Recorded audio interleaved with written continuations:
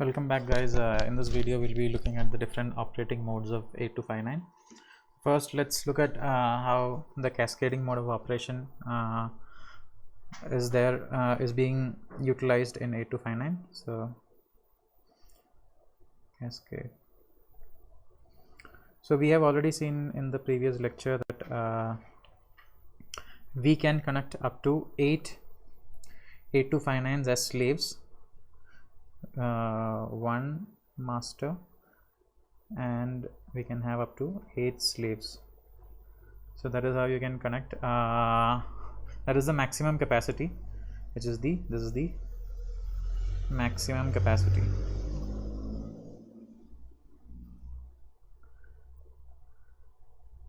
Not that we have to always use 8 slaves. It depends upon us whether we want to use 8 slaves or whether we want to use only just 1 or 2 slaves. So in cascade mode means there should be at least one slave, then it only then it is called, there should be at least one master and one slave, only then we can call it as a cascade mode. That is a minimum requirement to call this mode as a cascaded mode. So in cascaded mode we know that the IR0 to IR7, these are the pins onto which we will connect our slaves, the INT pin of the slaves. So it's a very similar 8259 that you connect. Only thing is that it works as a slave, and the first 8259 that you connect to the 8085 will act as the master. That is the only difference over here. Now while connecting the slave, here there are a few things we need to look at. The thing is that we have already seen, let's say we have connected slaves onto IR0 pin. Let's take an example, 8259 at IR2 pin, and let's say you have connected slave at IR6 pin, right? You have 3 slaves and you have a master. This is your master, and let's say the other pins are connected with some other devices, right? Interrupting devices. We don't have a separate 8259 on the other 3 devices. On the other 5 pins, IR1, IR3, IR4, IR5, IR7, all these pins have different devices. So let's take this example and we'll be able to understand clearly how these cascaded mode of operation works. Now we have already seen that in the previous lecture that the interrupt service routine, the address to the interrupt service routine is given by the 8259, because we are connecting this to the INTR pin of 8085, which is a non-vectored interrupting pin where you can give the interrupt service routines address, right? So initially you need to initialize this address into 8259, right? So first you need to initialize this address into 8259. So we need to initialize 8 addresses, right? Because there are 8 interrupting pins. So for a 8259 we need to initialize 8 ISR addresses, right? But we are not going to initialize 8 ISR addresses because that's a very time taking process. So first what we do is that in 8259 we initialize only the first address. So in here, instead of initializing 8 ISR address, the first address, which is IR0's address, IR0's ISR address is initialized, right? That is initialized using the initializing control ICWs, ICW1 and ICW2 together gives the ISR address of the first the first address of the interrupting pin IR0, right?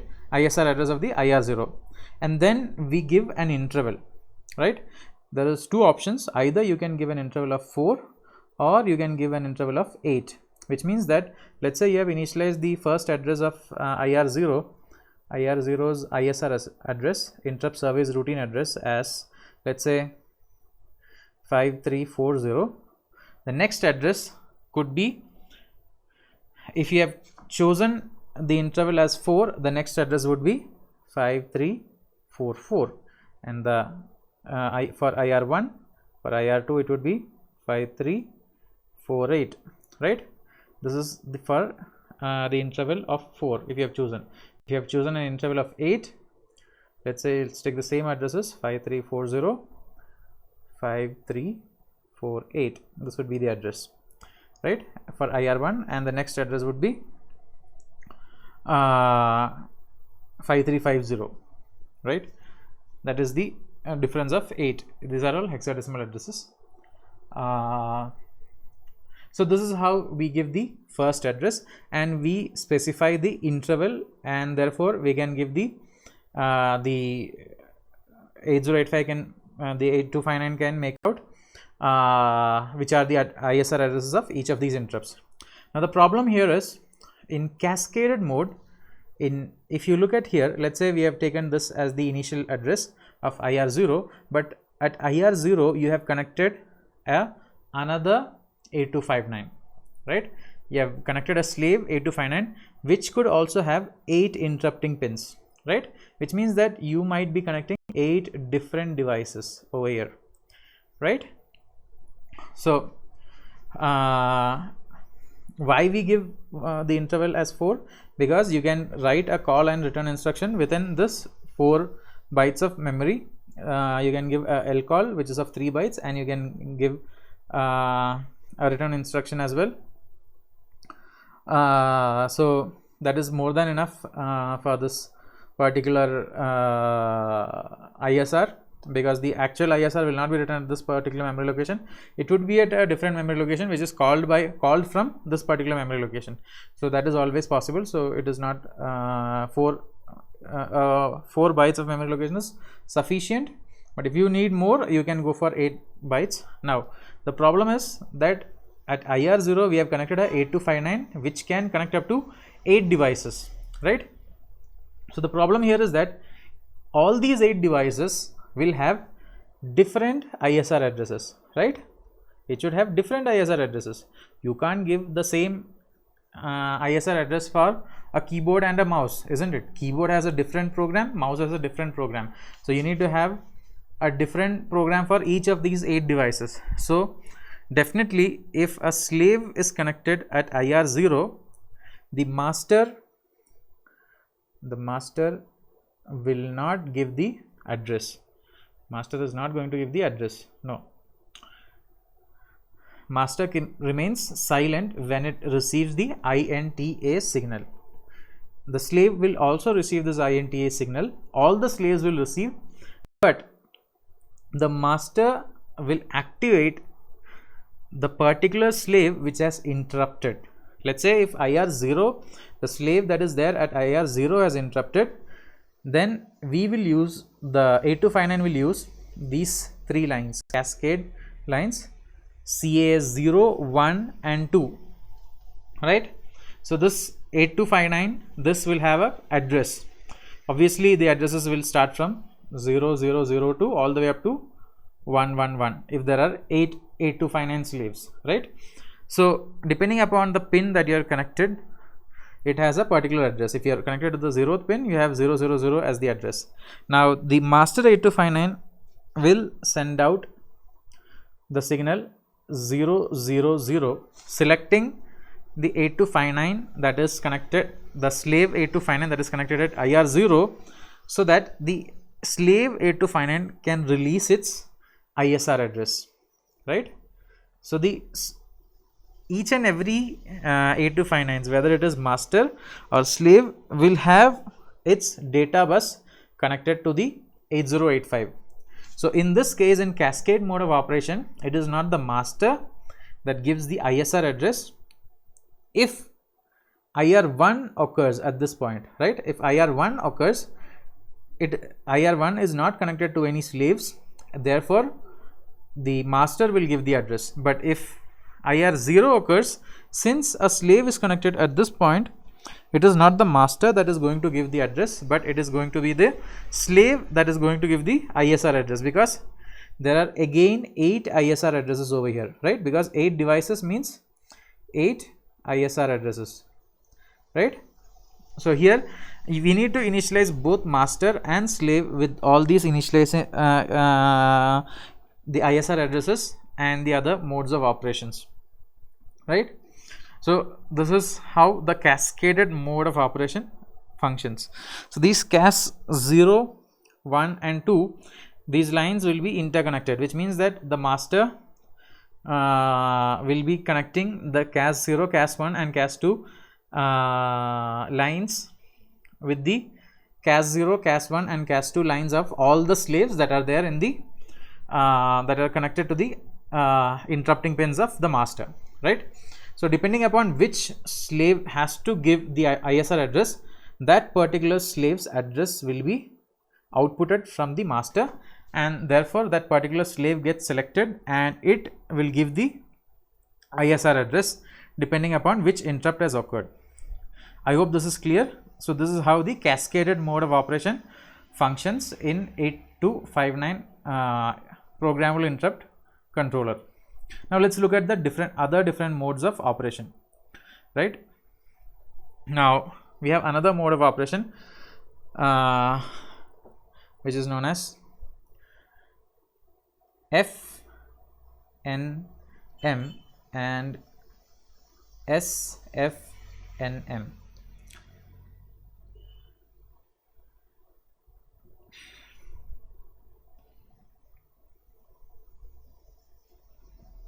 So FNM stands for fully nested mode,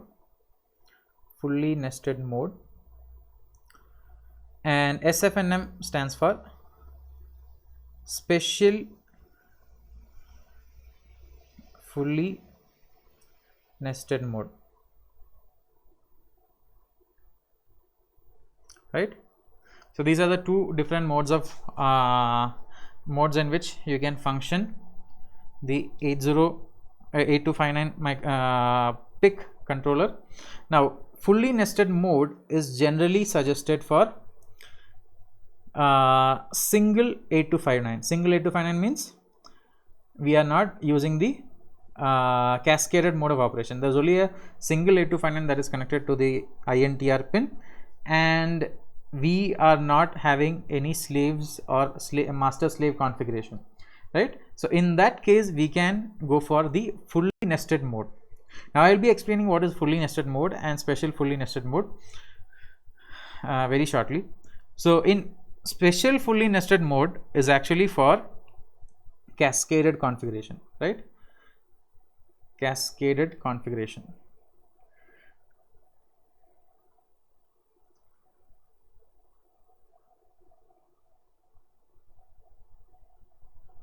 Okay. So I hope in the previous lecture I think we had already discussed that in the priority order, right?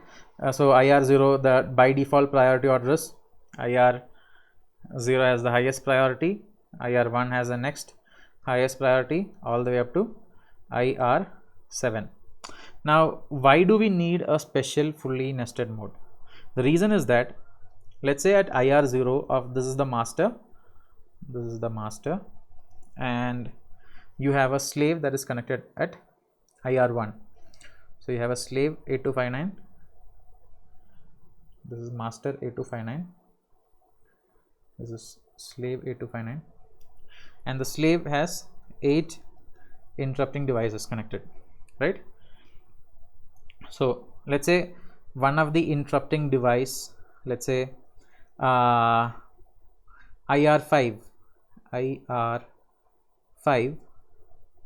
of the slave, let's say there is a device that gave an interrupt, right, to the slave. Now the slave is going to interrupt the master, and the master is going to give an interrupt.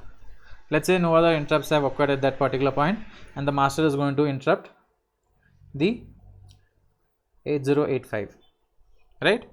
Now we said that in the previous class that if the same interrupt again interrupts the 8259, the 8259 is going to discard the interrupt while it is being serviced, right?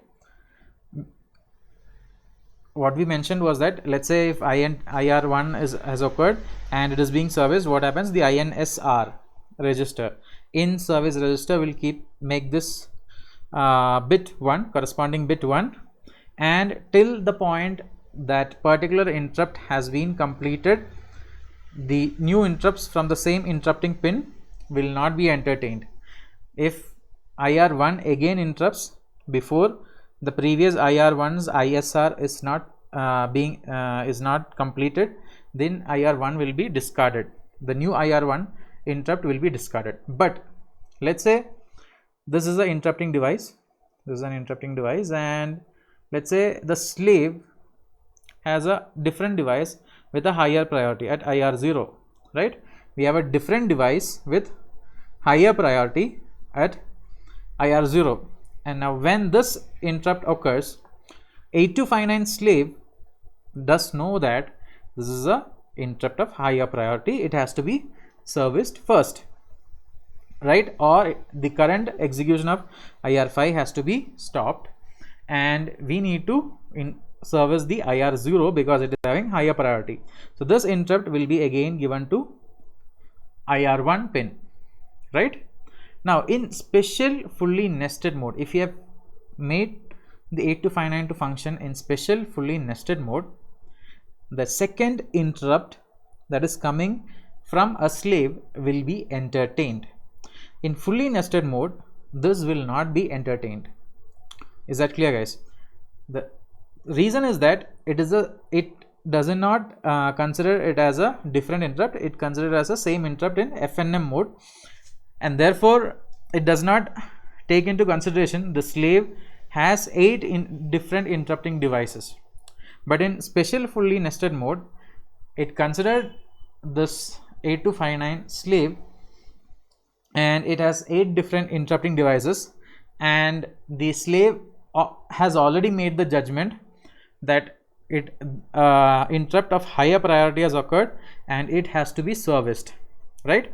So that is why in special fully nested mode, the second interrupt that comes from the same slave will be entertained even if the previous interrupt is not completely serviced. It will suspend the operation, it will finish the second interrupt which is of higher priority, and then go back to the IR5 interrupt of the slave.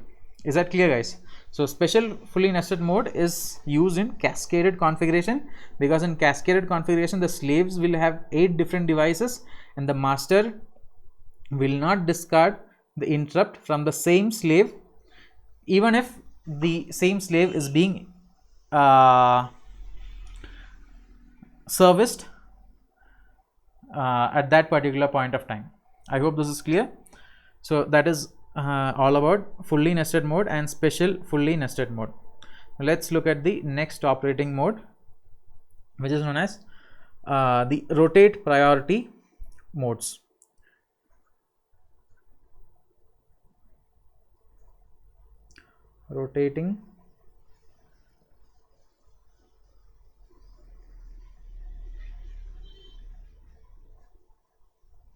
Rotating priority modes.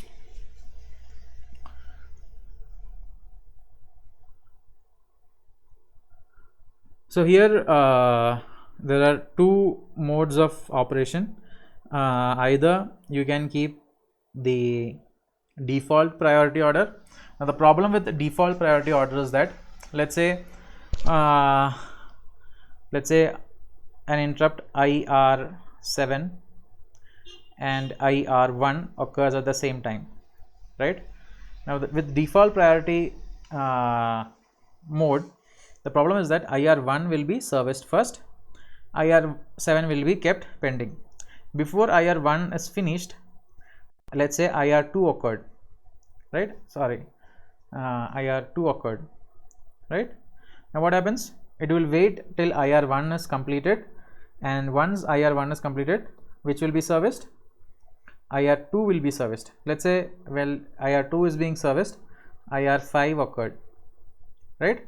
Now IR7 is still waiting to be serviced, but since interrupts of higher priorities have occurred, they are getting serviced. So this is service first, this is service second, this gets serviced third.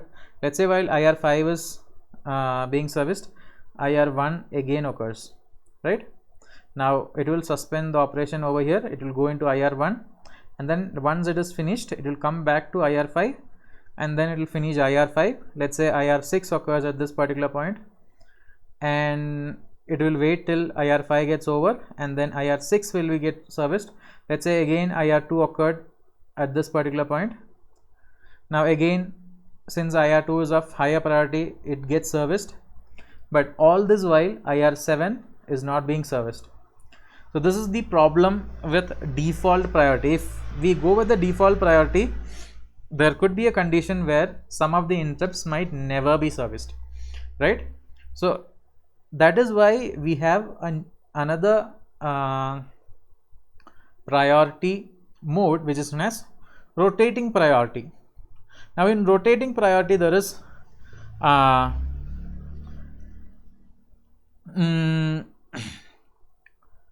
there is a automatic rotation mode, and there is a specific rotation mode, right?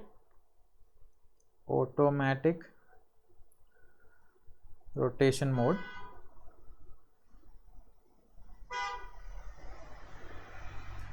and there is a specific rotation mode.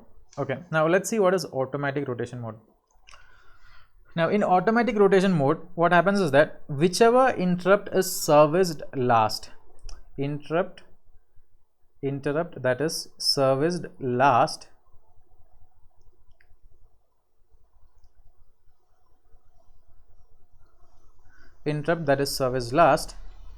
will get the lowest priority, right? It will get the lowest priority, which means that, let's say if IR1 it's like a rotating priority order. Let's make a diagram, you will be able to understand. Let's say this is IR0, right? Let me make a circle. So this is IR0, this is IR1, this is IR2,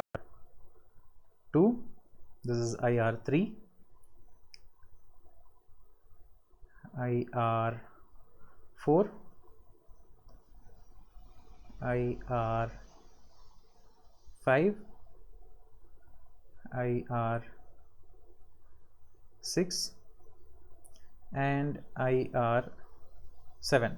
So by default, IR0 has the highest priority, 1 has the next highest priority, 2 has the next highest priority, 3 has the next highest priority, 4, 5, 6. Now we have already seen what is the drawback of this particular problem of the default priority. Now let's say IR1 occurred, right? Now if once IR1 occurs, what happens? Once it is serviced, once IR1 is completely serviced, IR1 gets the lowest priority, which means that the priority order becomes 7 for IR1, right? The first priority is for 0, so IR2 becomes the next highest priority interrupt, this becomes the second highest priority, this becomes the third highest priority, 0, the order changes, 0, 1, 2, 3, 4, 5, 6, and IR7 will be at the last of the list, which means that it has the lowest priority, right? Now there is a higher chance of IR7 being serviced if it has already occurred, like in the previous case that we discussed. Let's say now IR5 occurs. Now if IR5 occurs and if it is completely serviced, then IR5 becomes the next lowest priority, right? This becomes the next lowest priority. IR4 becomes 6th in the list, this 3 becomes 5th in the list, 2 becomes 4th in the list, this 1 becomes 3rd,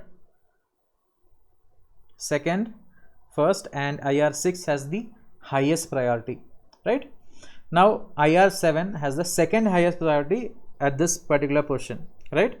Now if IR6 occurs, again IR6 will be serviced, and IR6 will have the least highest priority after it is being serviced, and IR7 will have the highest priority. So after every cycle, each cycle, the priority order changes, and therefore each and every interrupts get a fair chance of being the highest priority interrupts. So the previous case problem can be solved using a automatic rotation mode, right? Now in there is another mode that is known as a specific rotation mode.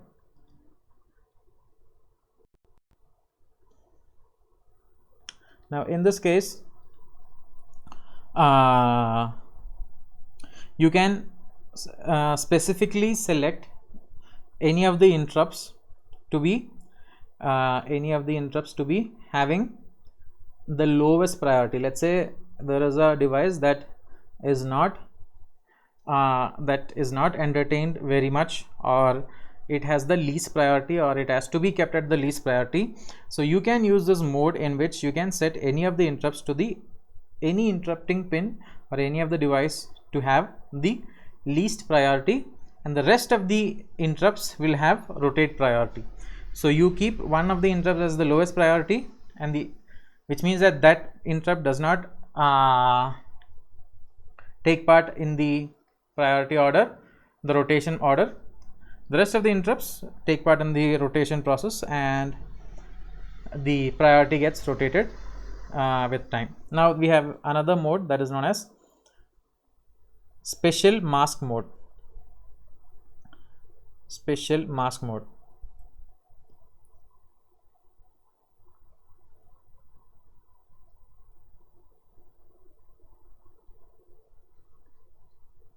Right?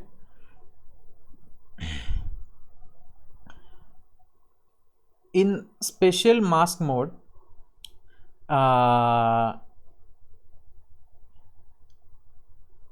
we are not using a priority order, which means that let's say if one interrupt is being serviced, if another interrupt occurs, it does not care, it does not look at the priority of the interrupt that is occurring, right? It will still interrupt, even if the interrupt was of a lower priority, still it will interrupt the processor, which means that there are no priorities. Whichever interrupt is occurring will interrupt the 8085 microprocessor, which means that for example, let's say there are a lot of devices which are of similar priority. Let's say you are connected different communication devices or any kind of devices where you can't specify a particular priority order. There you can use a special mask mode where all the interrupts will have the same priority, which means that there is no lower priority or higher priority. But if the same interrupt interrupts again, let's say if IR1 interrupted once and is being serviced at that particular point, the same interrupts again, that would be discarded. But any other interrupts which are having lower or higher priority will be entertained by the 8259 in this particular mode of operation. Now another mode that is known as pole mode. Now we have discussed about what is polling in the interrupts lecture. So there is two ways in which any device can interrupt. It's not interrupting, basically give information to the processor. Now one way is that you can give interrupts, right? You can give interrupts to the processor through the interrupting pins. The other way around is that the 8085 can keep checking for interrupts, right? It can keep checking whether there is any interrupt or not. It can keep coming and ask, it can keep asking the 8259 whether an interrupt has occurred or not continuously, right? So that is known as polling. So in polling, the 8085 will keep checking the 8259 for interrupts, right? So it will give the poll command.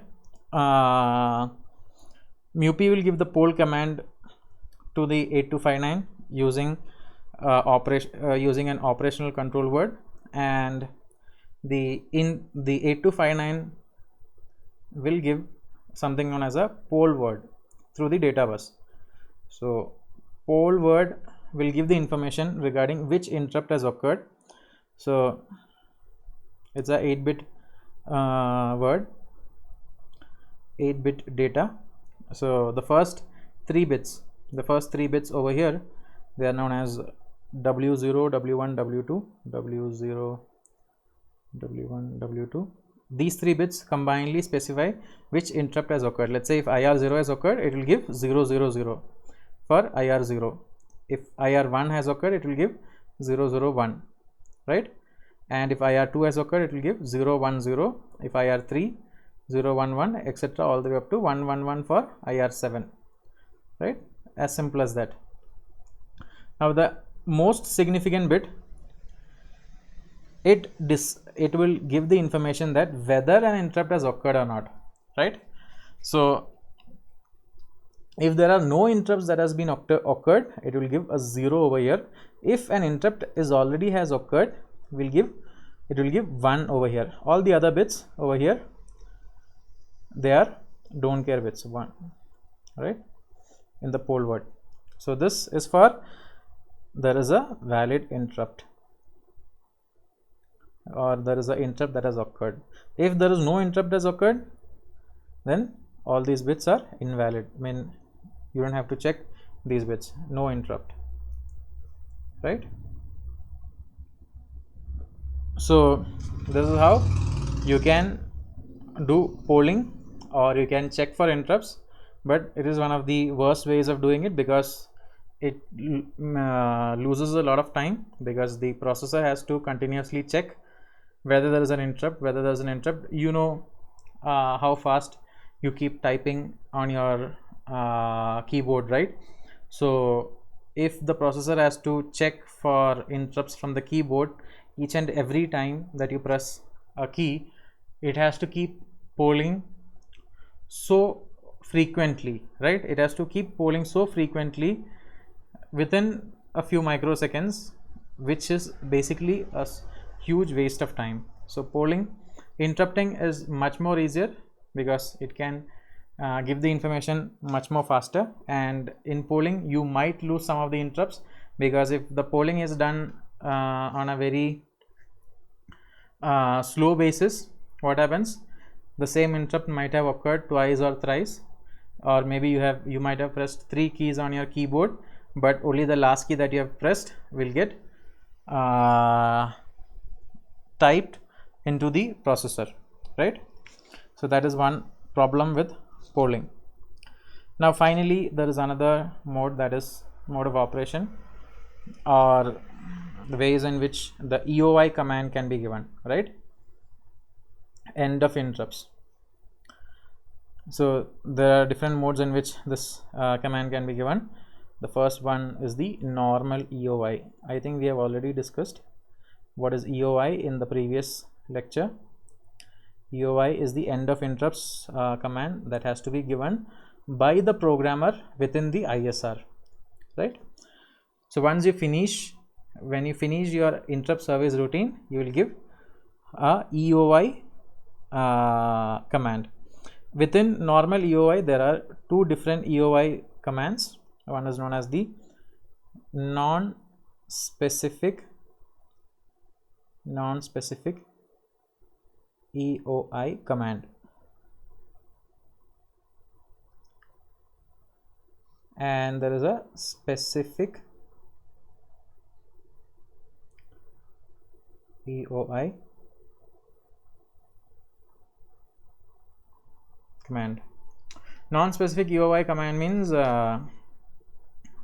are not specifying which interrupt has been completely serviced. Depending upon the priority, whichever was given last will be has been serviced. But in specific EOI command, you are going to specify which interrupt has been serviced within the interrupt service routine, because you might go for rotate priority and you might go for different priority orders other than the default priority. In that case, it is better to give a specific EOI command which will clearly specify which interrupt has been serviced or which interrupt has been completed the servicing, right? Now that is for the normal EOI mode of operation. Now the second EOI mode of operation is known as auto EOI command. Now in auto EOI command, the problem is that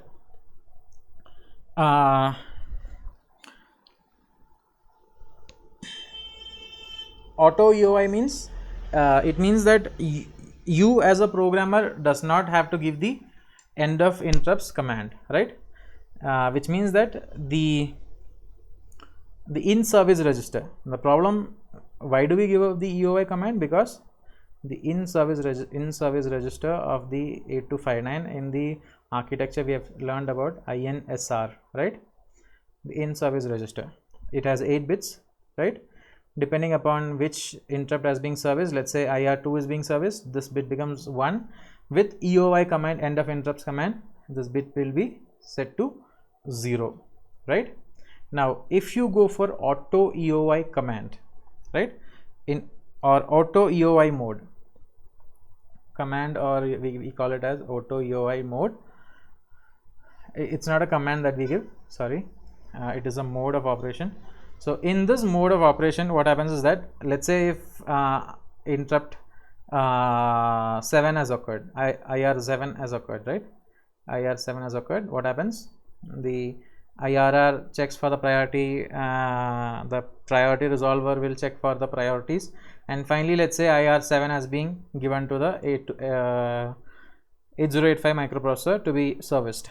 So the moment it is given, the interrupt is given, this becomes 0, and the INTA bar, that is a pin on 8259, which is an acknowledgement pin, and that is given by the 8085. 8085 gives an acknowledgement to the 8259 that this interrupt has been taken up, right? Now we have already seen it gives 3 acknowledgement signals, right? 3 acknowledgement pulses at the INTA pin. So what happens is that with the first INTA pin, it gives an acknowledgement that the interrupt has been taken up, and with the and the opcode of the interrupt has to be given, and then with second and the third, the address of the interrupt has to be given, ISR has to be given. But with the second INTA pulse itself, the in service register will be cleared, auto EOI, which means that the programmer does not have to give the EOI command. Automatically the INSR register will be cleared off. Now the problem with this is that even before the interrupt service routine is completely executed, the INSR register will be cleared, which means that the entire functioning of the INSR register will not happen in this particular mode of operation, or the usefulness of INSR will not come into picture, because INSR was a register which will keep the track of which interrupt is being serviced at this particular time. But here, with the acknowledgement signal itself, this bit will be cleared, which disables the functioning of INSR register completely. So this is not a preferred mode, but if you don't want to use the INSR register, or if you are not interested in knowing while deciding the priority, let's say the problem is that, let's say if interrupt IR0 has occurred, this became 1, with the second acknowledgement signal it became 0. Now let's say IR5 occurs, which is of lower priority, right? Let's say IR5 occurs. Since IR0 in the bit in INSR register is 0, if IR5 occurs at this particular point, the 8259 is going to interrupt the 8085 microprocessor, because this bit is 0, it is not 1, right? So obviously the 8085 might have not completed the ISR of IR0, but still it gets an interrupt which is of IR5, and it will stop the current execution and will have to go to IR5 ISR, right? So the main functionality of deciding the priority of the interrupts while giving an interrupt into 8085 is lost in auto EOI mode. So this is the drawback of auto EOI mode. I think with that we'll conclude this video, and I hope the different modes of operation are clear to you guys.